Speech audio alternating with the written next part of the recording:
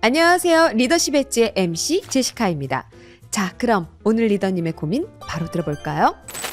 안녕하세요. 저는 팀장 된 지 3년 좀 넘은 직장인입니다. 저희 팀은 20대부터 30대 초의 젊은 팀원들이 많이 있고요. 업무 강도는 월말을 제외하곤 괜찮은 편입니다. 저번 달 말엔 업무가 좀 많은 상태였는데요. 일은 바쁜데 다들 정시 퇴근하는 모습을 보니 솔직히 이해가 안 되더라고요. 한 번은 다 퇴근하고 혼자 야근하다가 급하게 물어봐야 할 일이 있어서 전화를 했어요. 근데 아무도 안 받더라고요.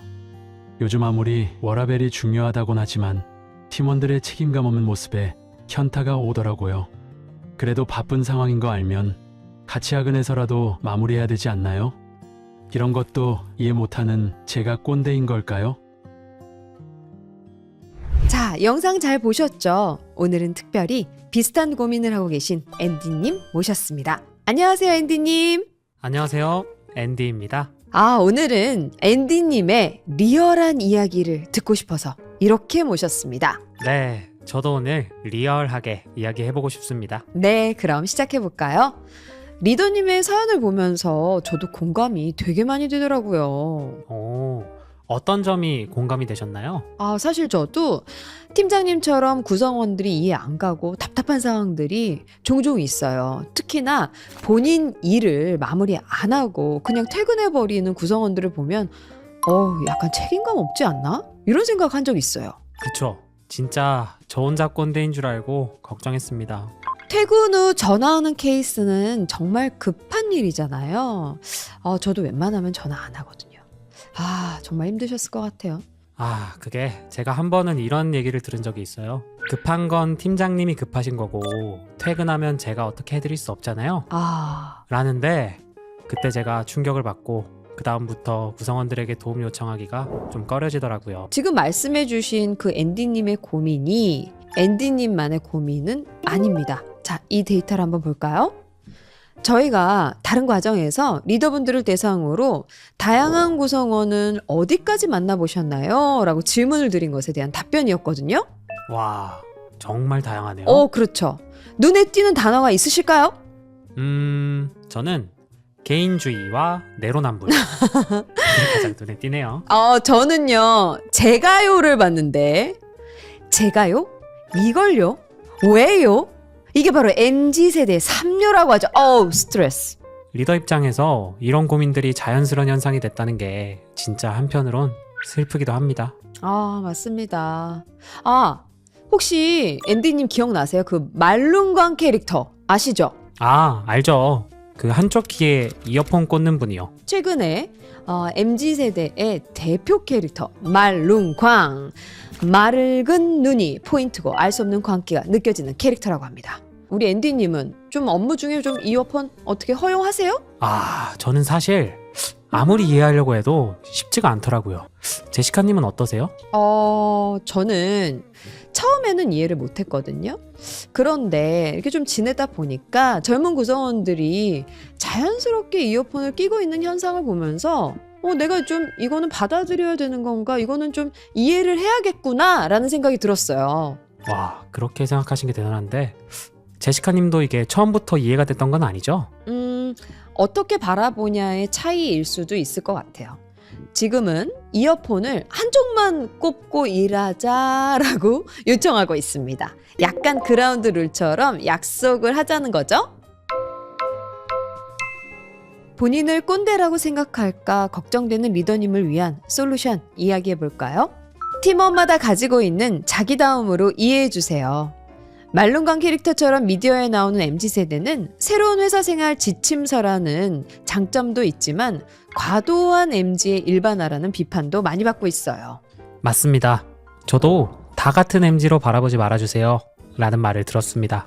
사실 미디어에서 보이는 MZ세대는 마케팅에서 고객 분류를 할 때 구분을 명확하게 하기 위해서 나온 일종의 세대 구분이라고 할 수 있죠. 오늘 리더님께서 사연을 보내주신 것 중에 퇴근 후의 연락은 조직 내 세대 관련 이슈에서 많이 나오는 주제입니다. 리더와 구성원의 문제, 세대 문제로 볼 것이 아니라 젊은 구성원들이 받아온 그들의 교육 환경을 이해하고 납득하는 것 또한 리더의 역할입니다. 대한상공회의소에서 젊은 세대에 대한 오해 3가지를 정리했네요. 한번 읽어봐 주세요. 첫째, 젊은 세대는 조직에 대한 신뢰가 없다. 둘째, 젊은 세대는 일에 대한 열정이 없다. 셋째, 젊은 세대는 동료들과 친해지고 싶지 않다라는 겁니다. 앤디님께서는 어떻게 생각하세요? 저는 3가지 다 예스입니다. 과연 그런지 하나하나 살펴볼까요? 첫 번째, 우선 젊은 세대는 조직에 대한 신뢰도가 상대적으로 낮습니다. 이 결과 어떻게 생각하세요? 상사보다 회사를 더 신뢰하지 못한다는 거군요. 이 결과는 젊은 세대가 처음부터 조직에 대한 신뢰를 접고 직장 생활을 시작했다라고 볼 수 있습니다. 안타깝네요. 반면 동료와 상사에 대한 신뢰도는 높은 편이에요. 자, 두 번째, 젊은 세대는 일에 대해 열정이 없다? 일을 잘하고 싶다는 수치는 40에서 50대와 약간 차이가 나지만 일을 제대로 배워보고 싶다는 열정은 20대가 제일 높아요. 자, 이 결과를 보고 어떤 생각이 드시나요, 앤디님? 일에 대한 열정이 기성세대들보다 높다는 게 의외네요. 열정의 기준에 대한 인식 차이는 물론 있겠죠.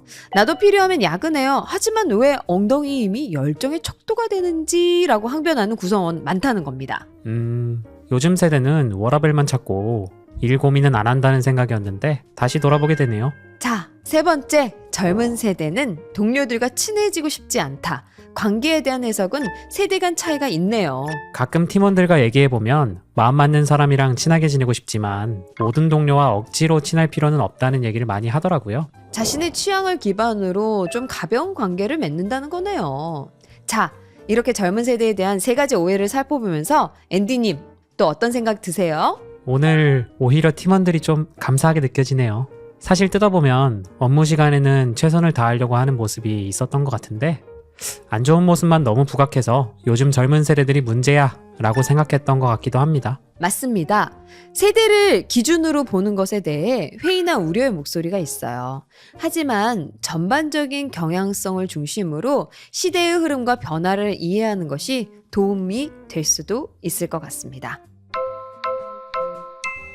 마지막으로 본인을 꼰대처럼 보일까봐 걱정되는 리더님을 위한 솔루션을 정리해볼까요? 팀원을 그들의 자기다움으로 바라봐야 한다는 거, 그리고 젊은 세대에 대한 대표적인 오해를 알아봤습니다. 앤디님, 오늘 느낀 점 한마디로 표현한다면요? 네, 오해가 아닌 이해로 시작하자.